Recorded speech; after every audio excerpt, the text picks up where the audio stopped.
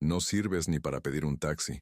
Esa fue la frase que resonó en el patio soleado, acallando la risa de los niños y el murmullo forzado de la conversación. La dijo mi hijo, Javier, el menor, el que una vez me miró como si yo hubiera construido el sol solo para él.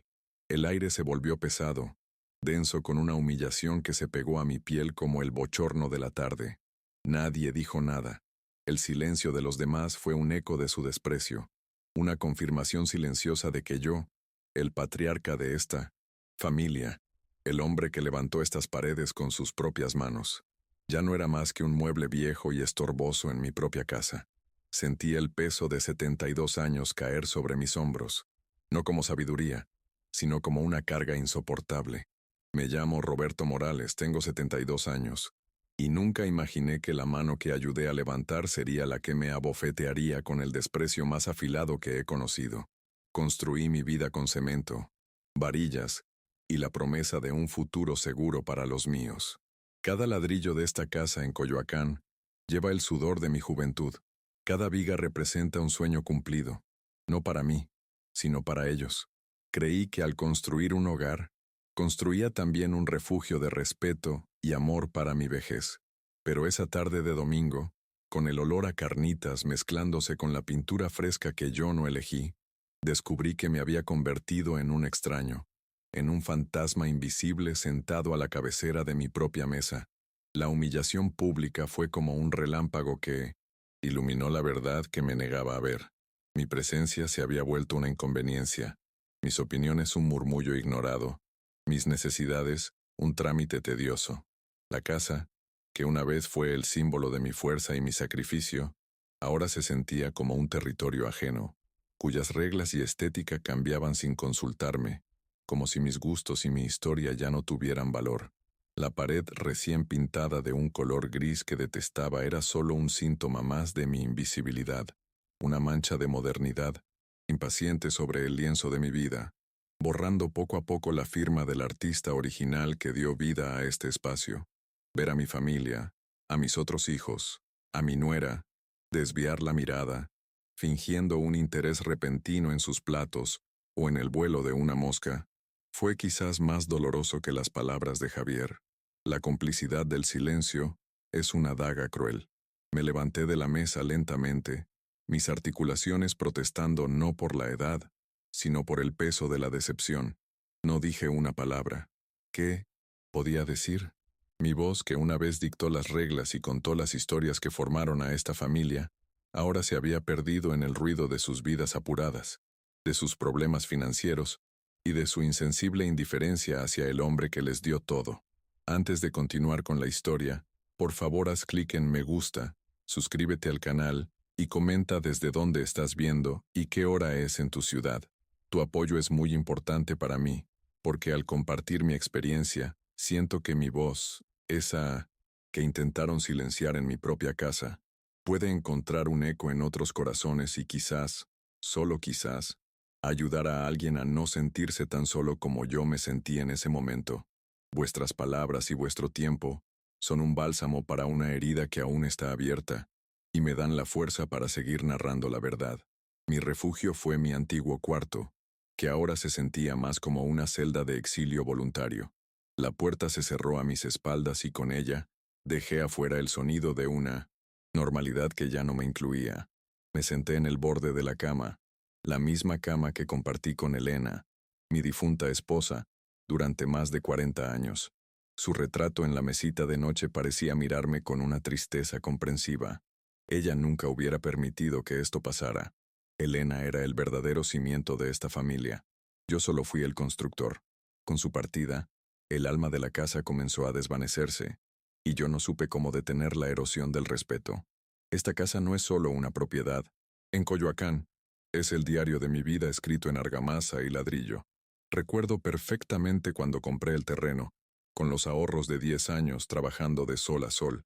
Mis amigos me decían que estaba loco, que era un lote muy grande solo para mí y Elena. Pero yo ya soñaba con las risas de los hijos que aún no teníamos, con el espacio para los nietos que algún día correrían por el patio. Cada fin de semana, después de mi jornada en la obra, venía aquí a levantar mi propio sueño. Mis manos, Hoy temblorosas y llenas de callos, aprendieron a ser las de un maestro de obras en mi propio hogar. Javier, mi hijo menor, era apenas un niño cuando terminé de construir la estructura principal. Solía sentarse en un montón de arena, observándome con admiración, pasándome herramientas que apenas podía levantar. Yo le contaba historias de cómo cada pared era un muro contra las dificultades del mundo, y cómo el techo era un manto para proteger sus sueños. Él no lo recuerda, o elige no hacerlo. Ahora, ese mismo hombre, presionado por deudas que yo intuyo pero él no confiesa, ve estas paredes no como un refugio, sino como un activo financiero, como un obstáculo de ladrillo y nostalgia que se interpone en sus planes de vida. Su esposa, Laura, ha sido la principal promotora de los cambios. Con una sonrisa que nunca llega a sus ojos, sugiere actualizaciones para hacer la casa más funcional. Empezó con la cocina, luego los baños, y ahora el salón. Cada cambio borraba un recuerdo. El azulejo que Elena y yo elegimos con tanta ilusión fue reemplazado por un porcelanato frío e impersonal. El viejo sillón donde acuné a mis hijos hasta que se durmieron fue desterrado a un rincón del garaje, considerado un trasto viejo. No me opuse con fuerza, creyendo erróneamente que ceder era una forma de mantener la paz familiar, sin darme cuenta de que estaba cediendo mi propio territorio. Mi situación financiera es modesta, pero digna. Recibo una pensión de 18,500 pesos, fruto de 40 y 5 años de trabajo ininterrumpido. Para mi familia esa cantidad es insignificante, una propina en el presupuesto mensual que ellos manejan. Lo que no saben es que durante toda mi vida fui un hombre precavido. Siempre guardé una parte de mis ingresos, un pequeño fondo de emergencia que ellos creen inexistente. Creen que dependo completamente de ellos, que sin el techo que ellos ahora administran, yo estaría en la calle. Esa percepción errónea de mi vulnerabilidad es el combustible que alimenta su audacia y su falta de respeto. El detonante fue una conversación sobre dinero durante el almuerzo. Javier hablaba por teléfono. Su voz era una mezcla de falsa confianza y pánico contenido. Discutía sobre una fecha de pago vencida. Cuando colgó, el estrés se podía palpar en el ambiente. Fue entonces cuando mi nieta, Sofía, llamó. Necesitaba que alguien la recogiera de una fiesta al otro lado de la ciudad. Todos se declararon demasiado ocupados. Fue mi oportunidad de sentirme útil. Un pequeño acto de servicio para reafirmar mi lugar. Yo puedo ir por ella, dije. Solo pido un taxi, y en un momento estoy allí. Mi oferta fue un gesto de amor. La respuesta de Javier fue la explosión de un hombre acorralado por sus propias frustraciones. «Papá, por favor», exclamó, su voz cargada de un desdén que me heló la sangre. «Usted se atrapa con el celular, se va a perder en el camino. No puede ni navegar en una aplicación. Déjelo quieto. Usted no sirve ni para llamar un taxi». La frase no solo me negó la capacidad de realizar una tarea simple, me negó la autonomía, la competencia, la dignidad. Me redujo a la condición de un niño inútil, una carga a la que hay que gestionar con impaciencia y fastidio frente a toda la familia. El silencio que siguió fue atronador. Pude sentir las miradas de todos, no de compasión hacia mí, sino de incomodidad por la escena. Nadie defendió mi honor. Nadie le dijo a Javier que se había excedido. En ese momento, comprendí la profundidad de mi soledad. Estaba rodeado de mi propia sangre, pero completamente solo. Me levanté, sintiendo cómo cada vértebra de mi espalda llevaba el peso de esa ofensa. Caminé hacia mi cuarto sin mirar a nadie, con la dignidad como único escudo ante la andanada de desprecio que acababa de recibir. No tropecé, no vacilé. Mi cuerpo, aunque viejo, aún recordaba cómo caminar con la cabeza en alto. Esa noche, el sueño me fue esquivo. Las palabras de Javier se repetían en mi mente como un eco incesante. No. ¿Sirves? Cada repetición era un martillazo en el orgullo que me quedaba. Miré a mi alrededor, a los muebles que Elena y yo compramos juntos, al papel tapiz que, aunque descolorido, contaba la historia de nuestros años felices. Todo en esa habitación era un testimonio de una vida de propósito y trabajo. ¿Cómo había llegado a esto? ¿En qué momento me convertí en un estorbo para el hijo por el que sacrifiqué tantos de mis propios anhelos, por el que vendí mi vieja camioneta para ayudarle con el enganche de su primer coche? El recuerdo de ese sacrificio emergió con una claridad dolorosa. Javier necesitaba el coche para su nuevo trabajo de ventas. Yo aún usaba mi camioneta para pequeños trabajos de construcción, mi única fuente de ingresos extra tras la jubilación. Pero su necesidad parecía más urgente, su futuro más prometedor. La vendí sin dudarlo, diciéndole que ya estaba muy vieja, que era hora de deshacerme de ella. Nunca supo que con ella se fueron mis últimos encargos, mi independencia económica. Verlo ahora, en su coche de lujo financiado a plazos imposibles, y escuchar su desprecio, convirtió aquel viejo sacrificio en una amarga ironía. Impulsado por una mezcla de insomnio y una naciente determinación, me levanté y caminé hacia el viejo armario. En el fondo, detrás de ropa que ya no usaba, estaba mi vieja caja de herramientas metálica. No la abría desde hacía años. El chirrido de las bisagras oxidadas fue como un quejido del pasado. Dentro, junto a mi martillo, de confianza y un nivel que nunca me falló, yacía un sobre de manila amarillento por el tiempo. Mis manos, que antes temblaban de rabia y dolor, ahora se movían con una precisión renovada, con un propósito que empezaba a arder en mi interior. Saqué el contenido del sobre con un cuidado casi ceremonial. Era la escritura original de la casa. El papel era frágil, las firmas casi desvanecidas, pero el sello del notario público aún era visible. Leer mi nombre completo, Roberto Morales, como único propietario, fue como beber un vaso de agua fresca en el desierto de mi humillación. No era solo un documento legal, era la prueba tangible de mi capacidad, de mi palabra, de mi autoridad como el fundador de ese hogar.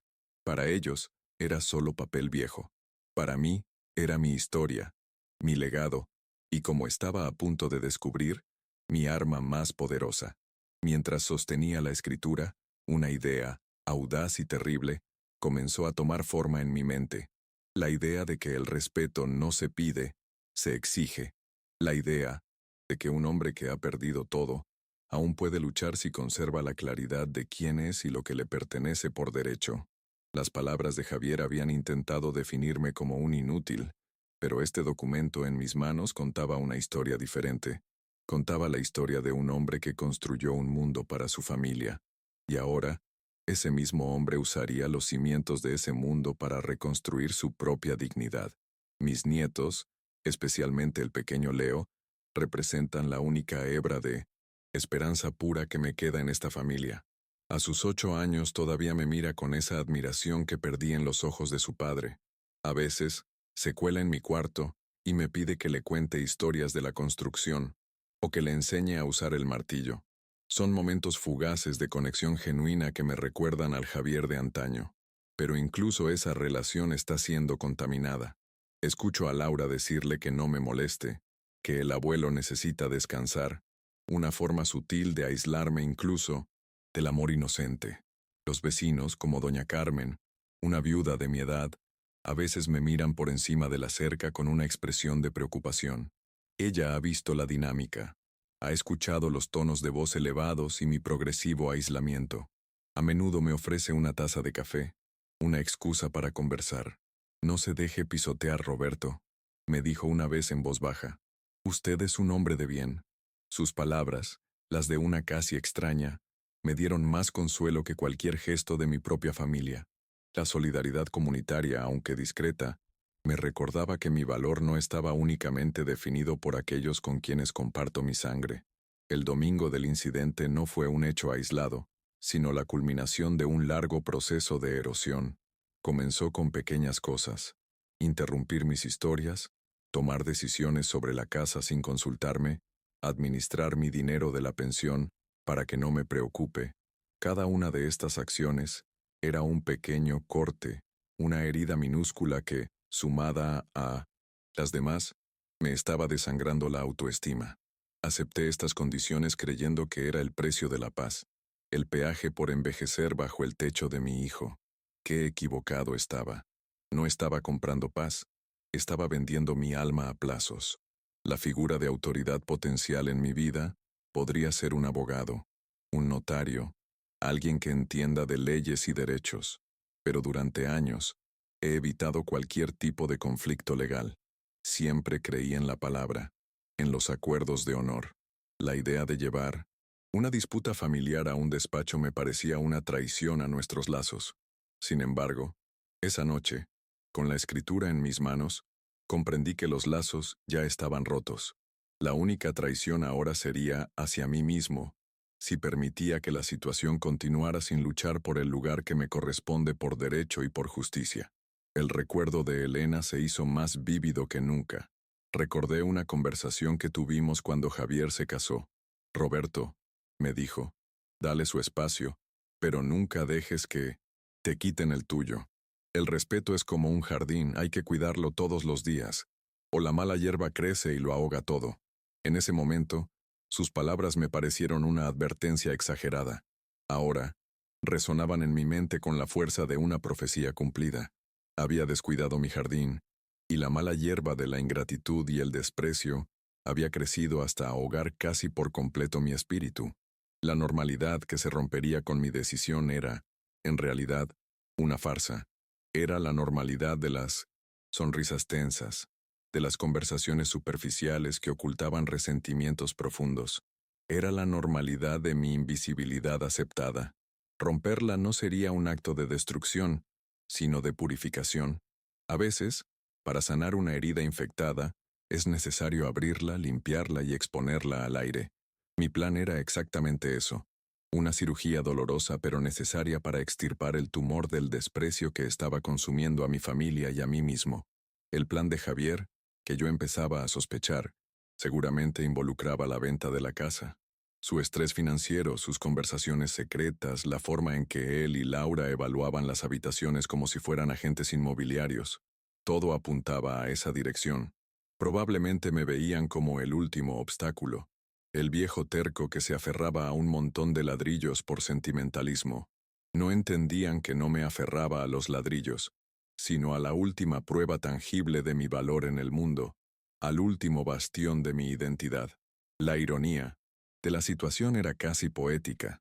Él, el gerente de ventas moderno y dinámico, me consideraba obsoleto e incompetente. Sin embargo, estaba a punto de ser superado por un anciano armado con nada más que sus ahorros de toda la vida y un documento amarillento. La batalla no se libraría con gritos ni con fuerza física, sino con la astucia silenciosa que solo los años y la paciencia pueden enseñar. Mi vida como constructor me había enseñado que los cimientos son lo más importante, y los cimientos de mi dignidad estaban a punto de ser puestos a prueba. Mi decisión se solidificó. No era una venganza, aunque una parte de mí anhelaba ver la cara de Javier cuando se enterara. Era, sobre todo, un acto de autopreservación. Era la única manera de recuperar el control de mi vida, de mi espacio, de mi paz. Era la forma de asegurarme de que mis últimos años no transcurrirían en un rincón de mi propia casa, pidiendo permiso para existir y siendo tratado como una carga. Era una declaración de que Roberto Morales, el maestro de obras, todavía tenía una última gran obra que construir, la reconstrucción de su propio respeto. Miré de nuevo el retrato de Elena. Su sonrisa parecía darme la aprobación que necesitaba. Ella siempre fue la luchadora de la familia, la que me enseñó a no rendirme. Sentí su fuerza fluyendo en mí, disipando las dudas y los miedos. Ya no era solo un anciano humillado. Era un viudo cumpliendo la última voluntad no escrita de su esposa, proteger el hogar y la dignidad que construyeron juntos, a cualquier costo. El amor por ella se transformó en la fuerza que necesitaba para la batalla que se avecinaba. Antes de que los primeros rayos de sol se filtraran por la ventana, yo ya estaba vestido. Planché mi mejor camisa, la que usaba para las ocasiones especiales. Esta, sin duda, lo era.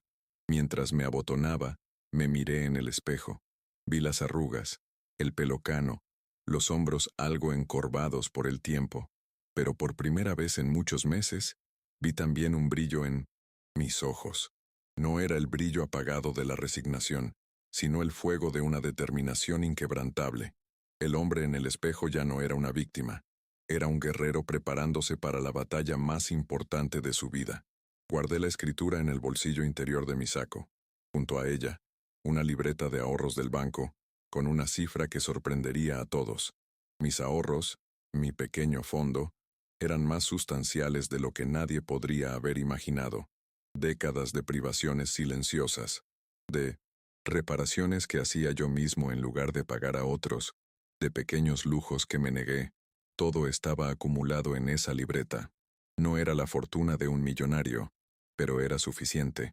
Era el fruto de una vida de trabajo y disciplina, y estaba a punto de usarlo para comprar algo que no tiene precio, mi propia libertad. Al salir de mi cuarto, la casa estaba en silencio. La familia aún dormía, ajena a la revolución que se gestaba en el corazón de su patriarca. Caminé por el pasillo, mis pasos resonando suavemente en la quietud de la mañana. Cada objeto, cada cuadro en la pared, parecía despedirme y desearme suerte. Me detuve frente a la puerta principal, la misma que instalé hace 40 años. Puse mi mano sobre la madera fría. No estaba abandonando mi hogar. Iba a recuperarlo. Iba a reclamar cada centímetro, cada ladrillo, cada recuerdo. La batalla por mi casa y por mi alma acababa de comenzar. La primera revelación, la primera grieta en su fachada de control, sería la notificación del banco.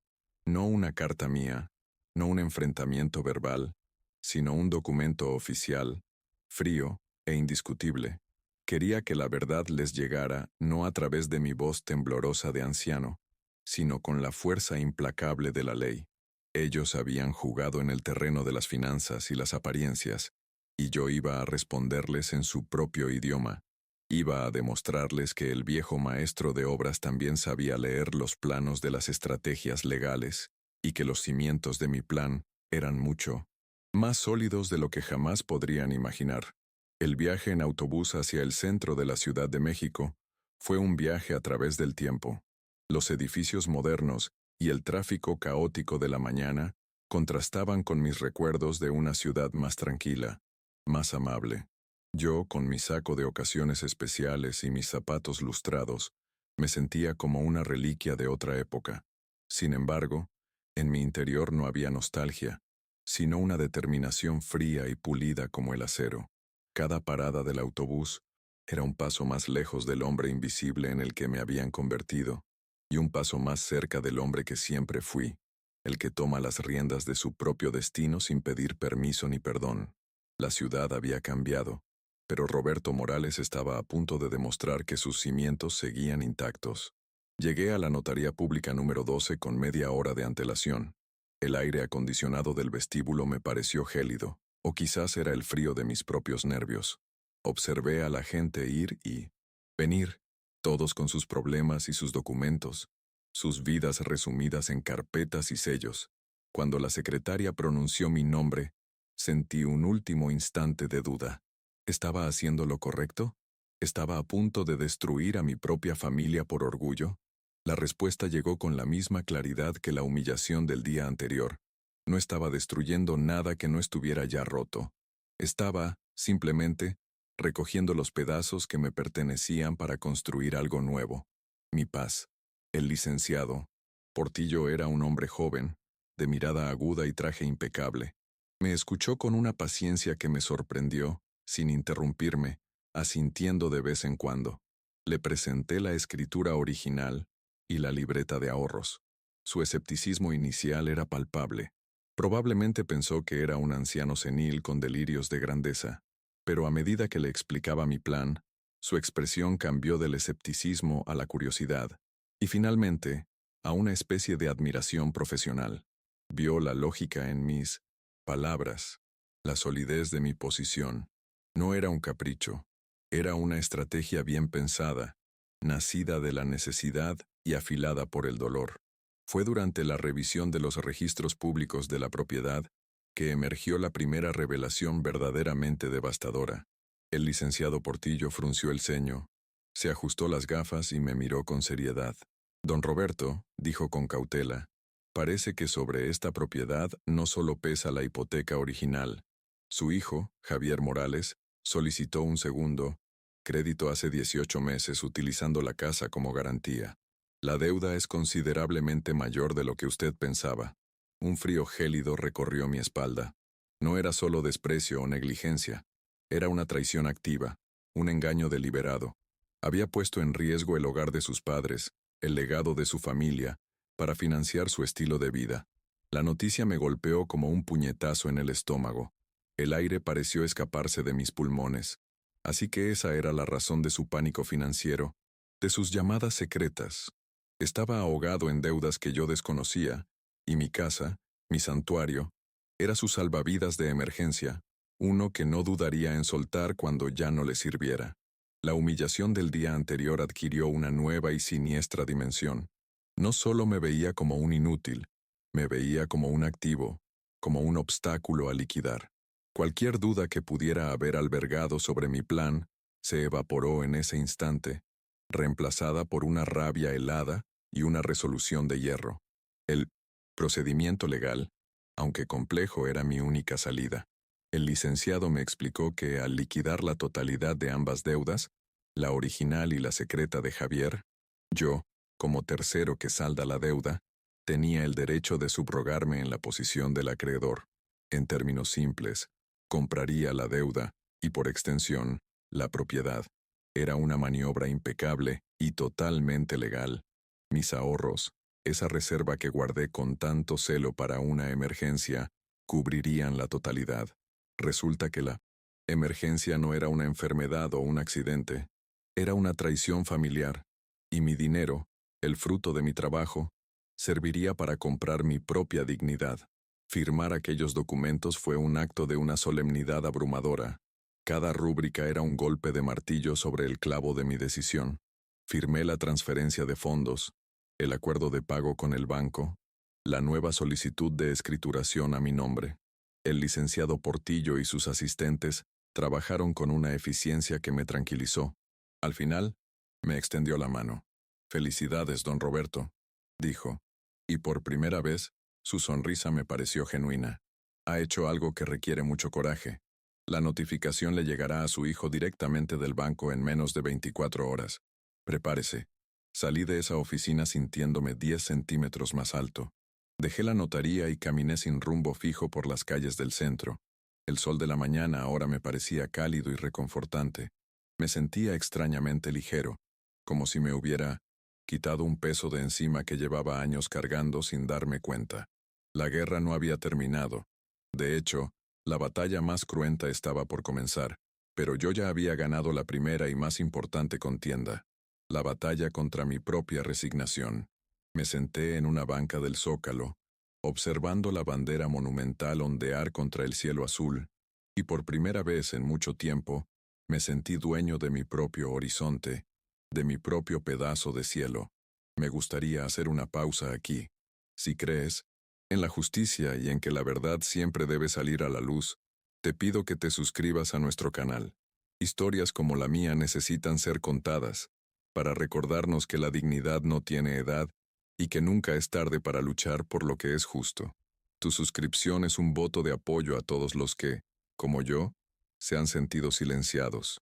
Si amas a Jesús, que siempre defendió a los oprimidos, suscríbete para no perderte las revelaciones que están por venir. Tu apoyo es mi fuerza para continuar. El día transcurrió en una calma tensa. Regresé a casa antes que nadie y me encerré en mi cuarto. Esperé. El silencio de la casa era como la quietud que precede a una tormenta. Podía imaginar la escena con una claridad pasmosa. Javier en su oficina, recibiendo la llamada o el correo electrónico del banco. La confusión inicial, seguida por la incredulidad, el rostro enrojeciendo de pánico, y luego de una furia incontenible. Podía visualizarlo marcando mi número, solo para que yo no respondiera, dejándolo marinar en el jugo amargo de las consecuencias de sus propios actos. Un plato que yo le serviría frío, y con la contundencia de un documento legal. La confrontación llegó al anochecer. La puerta principal se abrió con una violencia que hizo temblar los cuadros en la pared. Javier entró como un toro de lidia, con el rostro desencajado y los ojos inyectados en sangre. Laura venía detrás, pálida y con una expresión de horror. No me buscaron en mi cuarto. Sabían dónde encontrarme. Estaba sentado en mi viejo sillón, en el salón principal, el mismo que habían querido desterrar. Los esperé con una calma que me sorprendió a mí mismo, sosteniendo una taza de té que ni siquiera había probado. El momento había llegado. ¿Se puede saber qué demonios hiciste?, gritó, su voz rompiendo la quietud de la noche. Arrojó una carpeta sobre la mesa de centro. Contenía los documentos del banco. ¿Te has vuelto loco? Has arruinado todo. Todo. Se paseaba por la sala como un animal enjaulado, mientras Laura se quedaba de pie junto a la puerta, mirándome como si fuera un monstruo. Yo permanecí en silencio, dejando que su furia inicial se estrellara contra el muro de mi serenidad. Dejé que se desahogara, que vaciara sus pulmones de toda la rabia que sentía, una rabia que no era por mí, sino por haber sido descubierto. Cuando finalmente se detuvo para tomar aire, con el pecho subiendo y bajando agitadamente, hablé. Mi voz fue apenas un murmullo, pero cortó el aire como un cuchillo, afilado. Pagué tus deudas, Javier, dije mirándolo directamente a los ojos. Pagué la hipoteca que tú sabías que existía, y pagué la que me ocultaste. La casa, el hogar que construí para tu madre y para ustedes, vuelve a ser mía, legal y completamente mía. La sencillez de mis palabras, la ausencia de gritos o acusaciones, pareció desarmarlo más que cualquier insulto. La verdad, dicha con calma, tiene un peso insoportable para quien vive en la mentira. Su rostro pasó de la furia a la incredulidad. Tú no puedes hacer eso, balbuceó. Tú no tienes ese dinero. Voy a impugnarlo. Diré que estás senil, que no estás en tus cabales. Te declararé incompetente. La amenaza era vil, pero esperada. Era el último recurso del cobarde.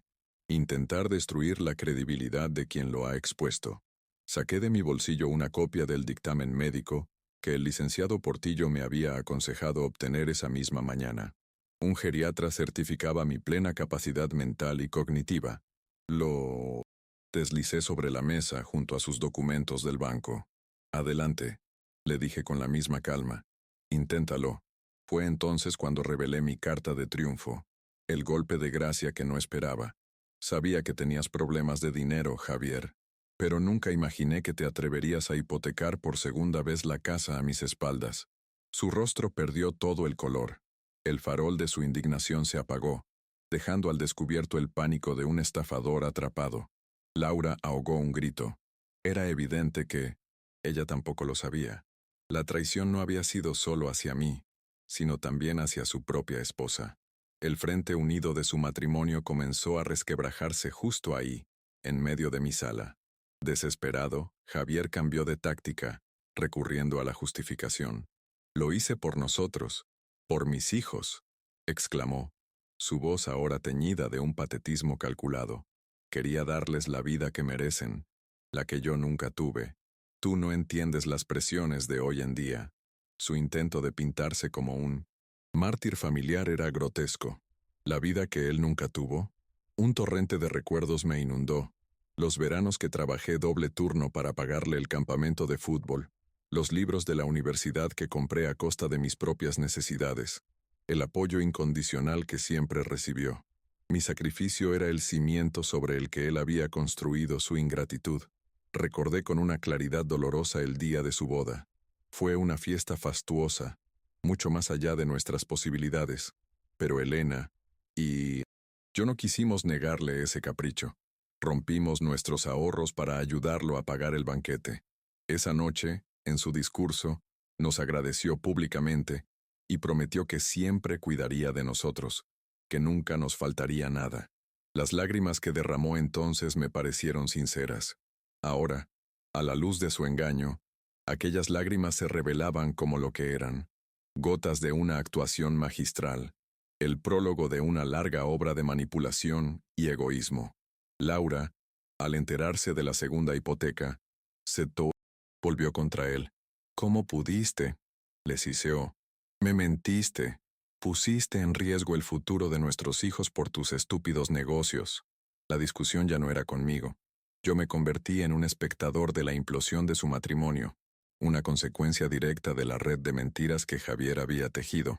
Se acusaban mutuamente, revelando miserias y resentimientos que habían mantenido ocultos.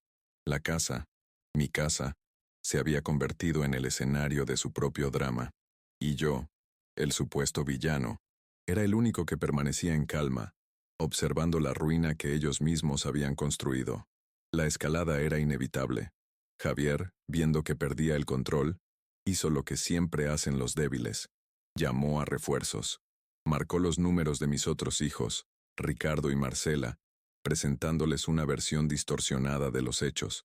Me pintó como un viejo déspota y caprichoso que, en un arrebato de senilidad, había decidido despojar a su hijo de su hogar. Sabía que al involucrar a toda la familia, la presión sobre mí se multiplicaría. Quería convertirme en el acusado en un tribunal familiar, esperando que el peso de su juicio colectivo me hiciera ceder. Era su última y más desesperada jugada. Un par de días después, la intervención tuvo lugar. Llegaron todos, mis 3 hijos con sus respectivas parejas. Se sentaron en el salón frente a mí, con rostros solemnes y preocupados, como si estuvieran visitando a un enfermo terminal. El aire estaba cargado de una tensión casi insoportable. Ricardo, el mayor, un hombre de negocios que siempre se consideró el más pragmático, tomó la palabra. «Papá, hemos venido a hablar contigo. Lo que hiciste no es razonable.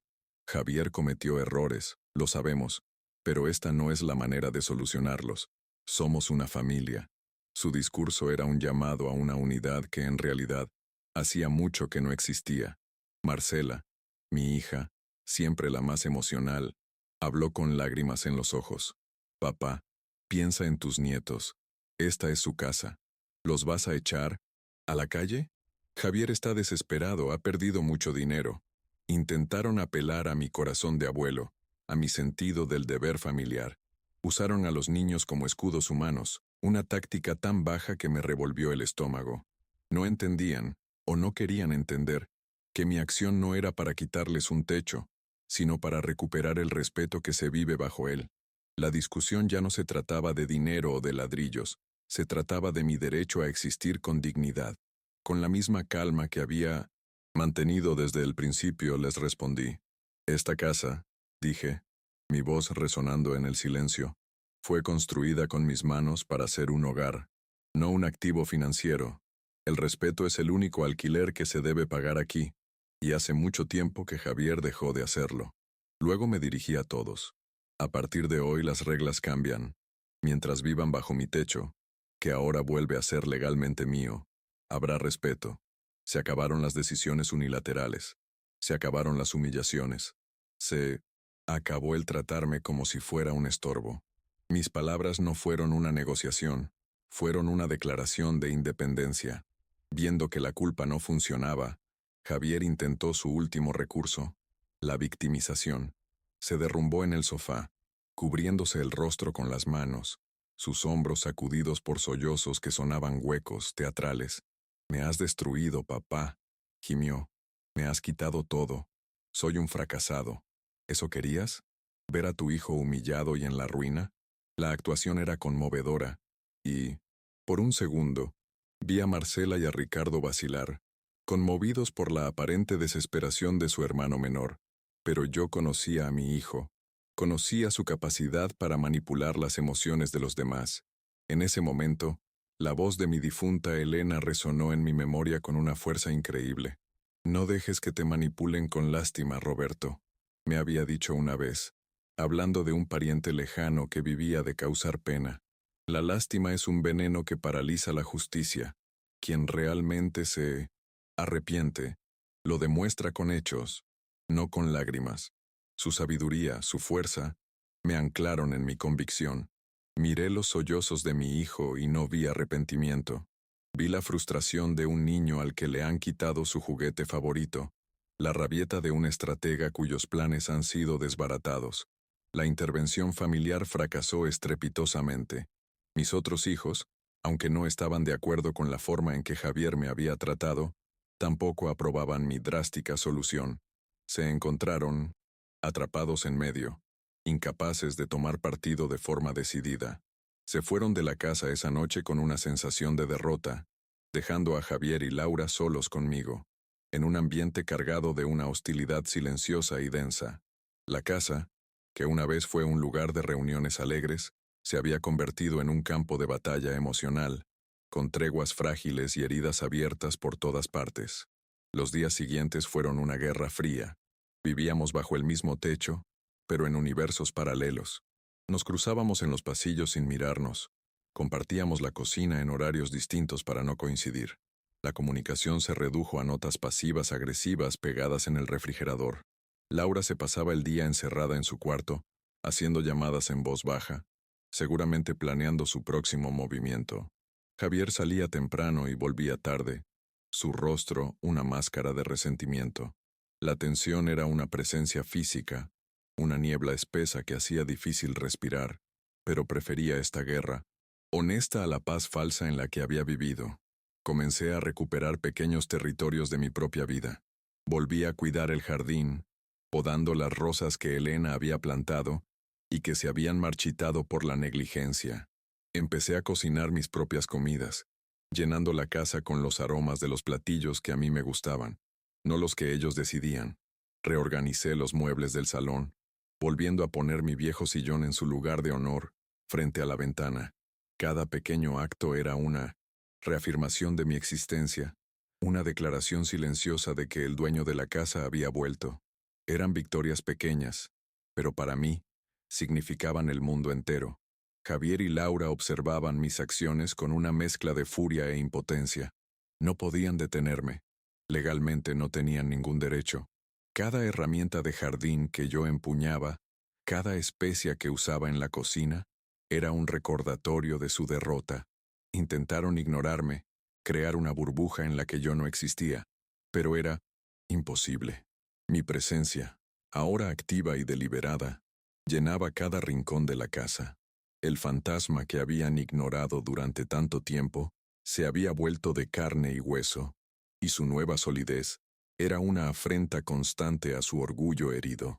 La escalada de la tensión llegó a un nuevo nivel cuando recibí una notificación de un mediador familiar, solicitada por Javier. Quería forzar una negociación, buscar una solución equitativa. Su intención era clara: usar el sistema para intentar recuperar lo que había perdido por la fuerza de la ley.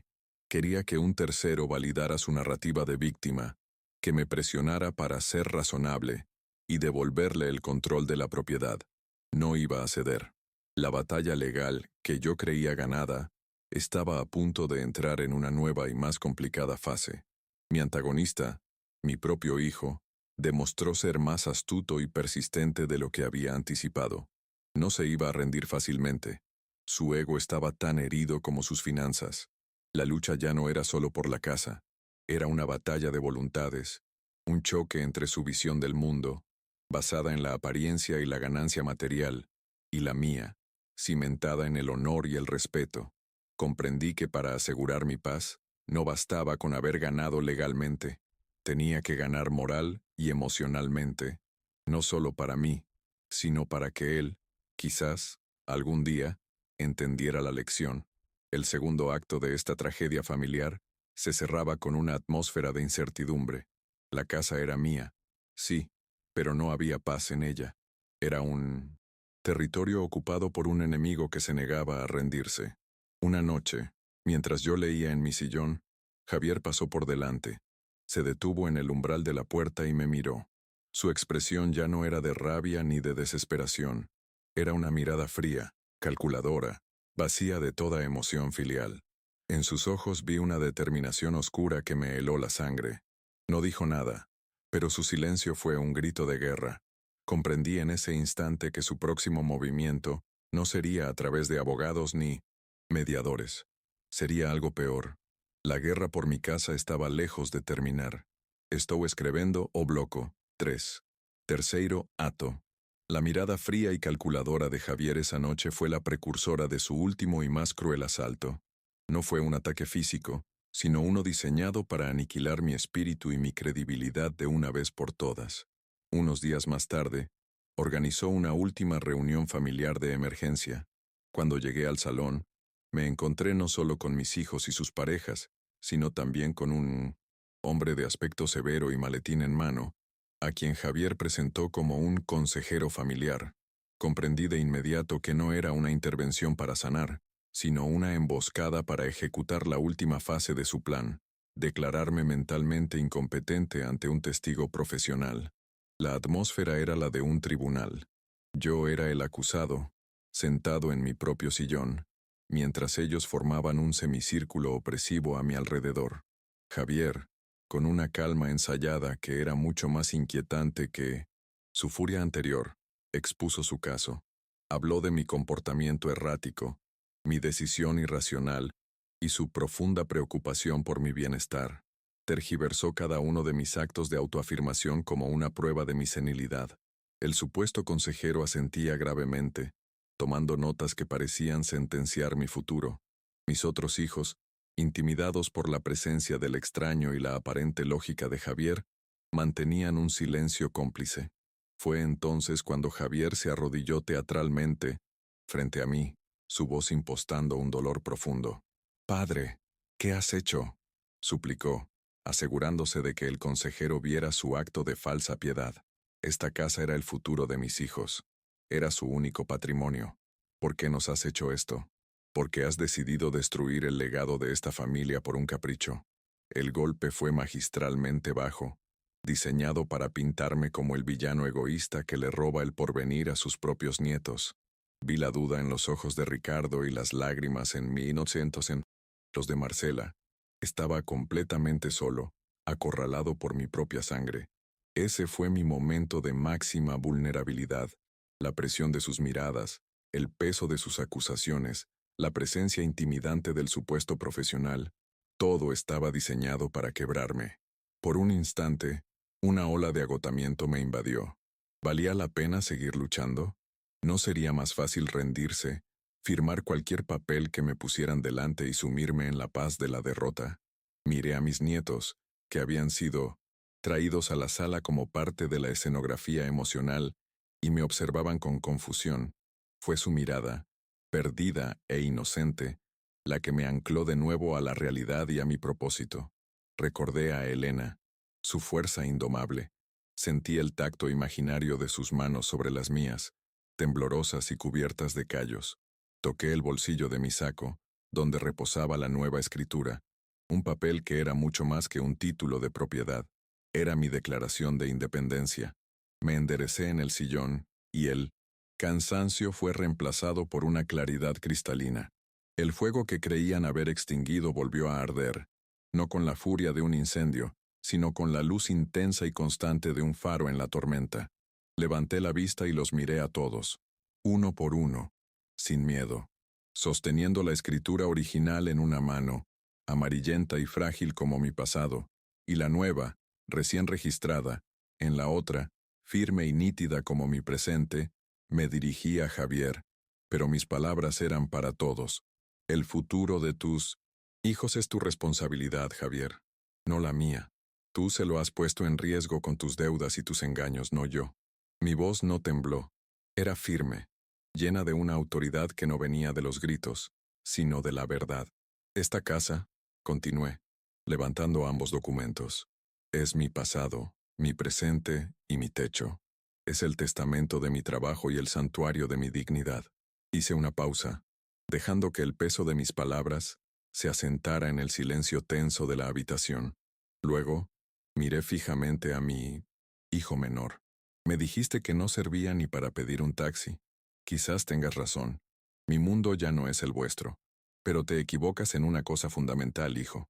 Me incliné ligeramente hacia adelante, asegurándome de que mi mensaje final fuera inequívoco. Todavía sirvo para ser el dueño de mi propia vida, y sin lugar a dudas, todavía sirvo para ser el dueño de mi propia casa. El impacto de mis palabras fue total. El consejero, dándose cuenta de que había sido utilizado y que yo estaba lejos de ser un anciano incompetente, carraspeó, guardó sus cosas y se excusó con una profesionalidad repentina, murmurando algo sobre una llamada urgente. Su retirada precipitada fue la primera grieta en el plan de Javier. La verdad, dicha con la simpleza de la dignidad, había desarmado por completo su elaborada farsa. Mis otros hijos bajaron la mirada, y por primera vez vi la vergüenza en sus rostros. habían sido cómplices de una crueldad que ahora se revelaba en toda su magnitud. Javier se quedó sin palabras. Su calma artificial se hizo añicos, revelando la desesperación que había debajo. La derrota final no fue ruidosa. No hubo más gritos ni amenazas. Fue un derrumbe silencioso, la implosión de un hombre que había apostado todo a una última mentira y había perdido. Él y Laura se levantaron y salieron del salón sin decir una palabra más. El silencio que dejaron atrás no era tenso, sino vacío, el eco de una batalla que finalmente había terminado. La guerra había concluido, y aunque las bajas eran dolorosas, la soberanía de mi pequeño reino había sido restaurada. Los días que siguieron a esa confrontación final fueron extraños y silenciosos. Una tarde, mientras estaba en el jardín, doña Carmen, mi vecina, se asomó por encima de la cerca. No hizo preguntas. Simplemente me tendió un plato con arroz con leche, el postre que sabía que era mi favorito. Para que recupere fuerzas, Roberto, dijo con una sonrisa amable.